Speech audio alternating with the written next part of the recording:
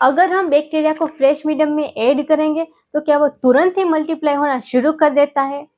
नहीं, वो ग्रोथ करने के लिए कर्व को फॉलो करता है, जिसे कहते हैं बैक्टीरियल ग्रोथ कर्व, जिसमें 4 फेजेज आते हैं, lag phase, log phase, stationary phase और डेथ फेज।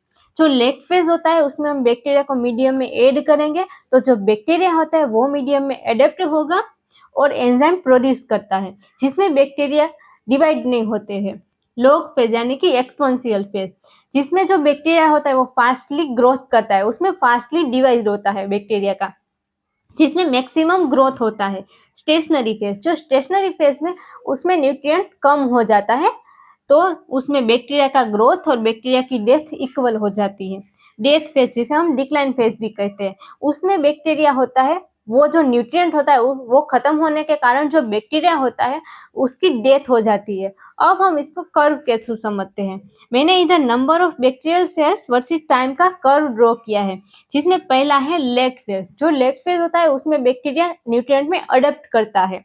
दूसरा होता है लॉग फेज, जिसमें बैक्टीरिया होता है वो फास्टली ग्रो करता है। तीसरा होता है स्टेशनरी फेज, जिसमें बैक्टीरिया की डेथ और बैक्टीरिया का ग्रोथ इक्वल हो जाता है। चौथा है डिक्लाइन फेज, जिसमें बैक्टीरिया होता है उसकी डेथ होती है। इस 4 फेजेस के थ्रू बैक्टीरिया होता है वो ग्रोथ करता है। Follow for daily biology.